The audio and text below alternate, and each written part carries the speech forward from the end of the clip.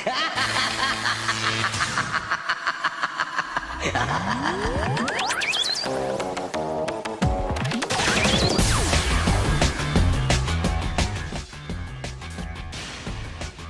the minutes ticking away on the Kickstarter, here are the creators of Ultrasylvania, Jeremy, Saliba, Brian, Schirmer. You guys heard them on the show earlier this week.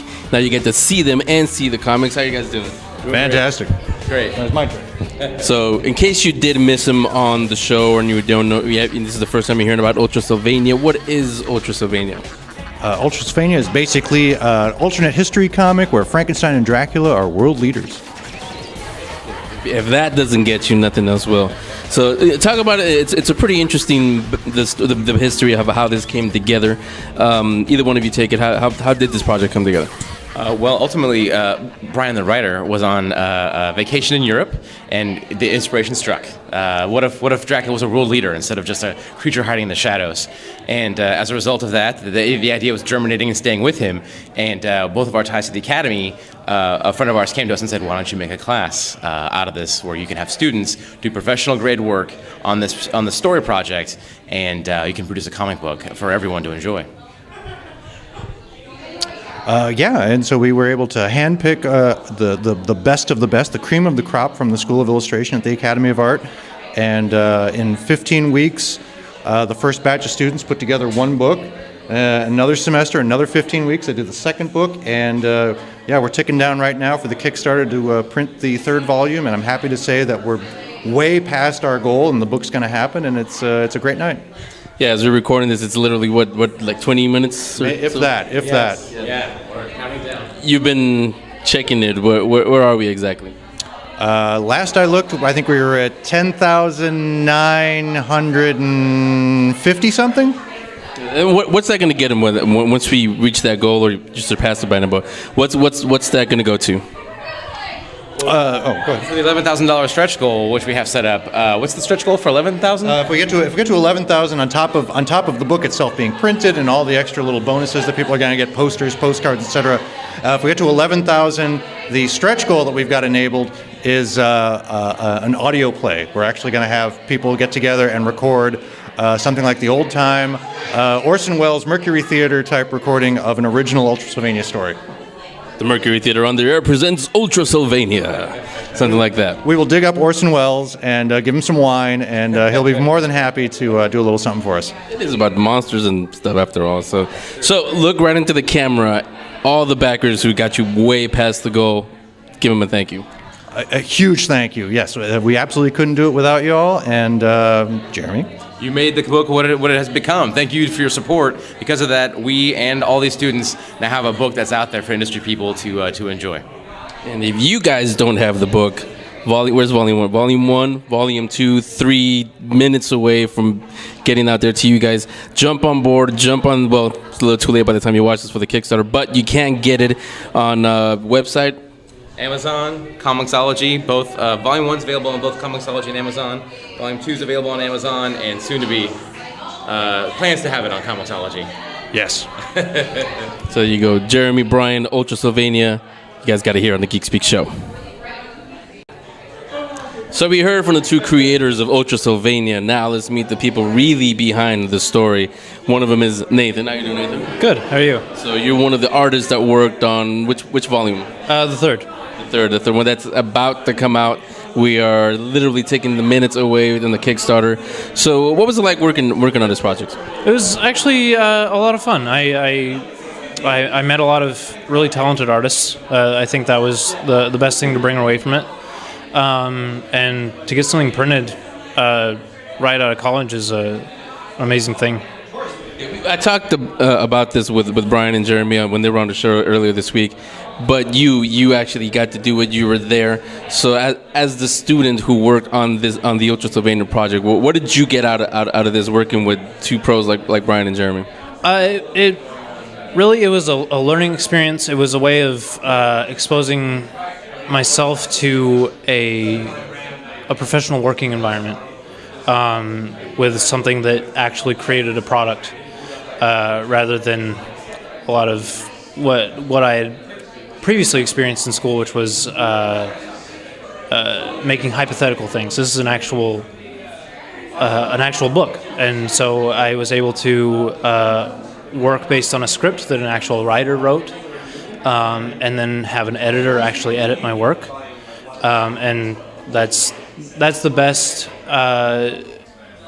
experience coming out of college into a comics field that I could have gotten.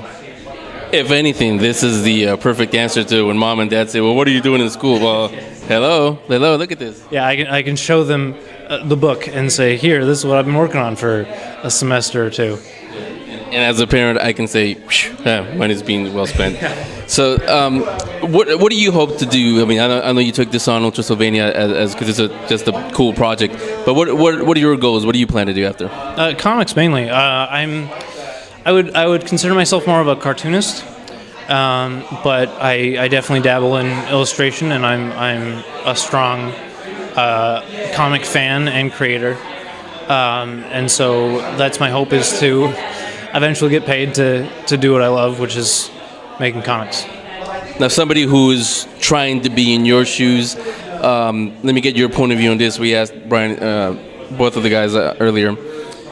What would you suggest? Which route? Go to, say, community college, state university, or to a school like the Academy?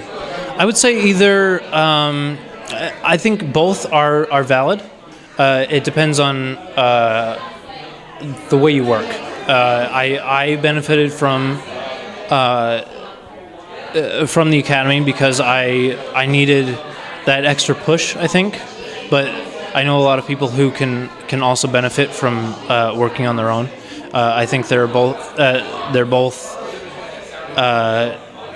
potential ways of getting into the comics industry. But if you need structure, I think that Academy is a very good way to get you to the next step.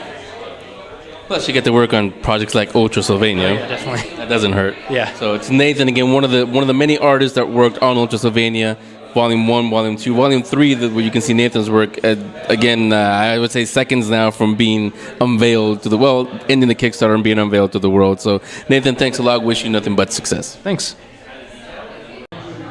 Yet another one of the many artists on Ultrasylvania. Volume 3 is seconds now again from the end of the Kickstarter as we speak.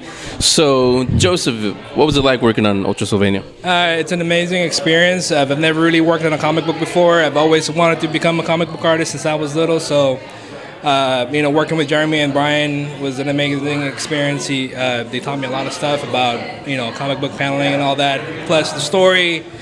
Working with an actual script, it helps me as an artist, to get out into the field later on when I graduate. So it's an amazing experience, yeah. Who are some of your inspirations, some of your favorite artists? Make sure you mention Jeremy in there also, by the way. Jeremy Saliba, the very top, number one. But Jim Lee was the very first artist that I got, attracted to with the X-Men and all that, and Will Sportacio, and pretty much the founders of Image Comics, Mark Silvestri,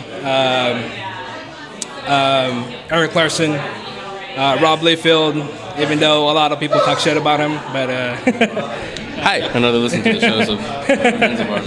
yeah. So yeah. And what are your goals? To do comics, to do animation, or what's your goal? Anything really. I want to mainly go into comic books, become a penciler, work for Marvel, one of the top companies, whoever. But beggars can't be choosers, So I'm just going with the flow. Image or Dark Horse or one of them. Dark Horse, yes. So yeah. And let me ask you this: is just your opinion? Do you think digital will eventually overtake everything here in the racks? Part of me hopes not, because the natural feel of actually drawing on paper is still really good. Although, it's getting nowadays it's getting faster and faster. People are demanding a lot of work really quick. So I wouldn't be surprised if it all turns to digital. Yeah, I hope not, because call me old, but I like the feel of the actual comic books also. So, Joseph, again, one of the other artists that worked on Ultrasylvania Volume 3 coming soon. Thank you. Yeah. Thank you very much. Thanks for.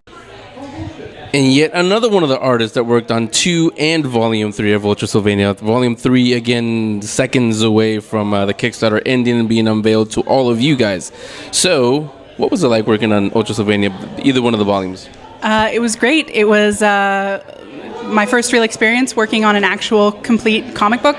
And yeah, it was a fantastic experience, start to finish. And is that one of your goals, to work on comic books or animation, or what is one of your goals? Comics is my goal. I'd like to, ultimately I'd like to write and draw my own comic books. But yeah, any kind of work in comics is where I want to be. Again, this is just your opinion. We talked to some of the other guys. Do you think digital, because that's the hot new thing today, do you think digital will ever overtake all these things over here in the racks? I think digital certainly has a place in the industry. I think it's a very interesting frontier. I don't think that print comics will ever really go away altogether. I think they're pretty important.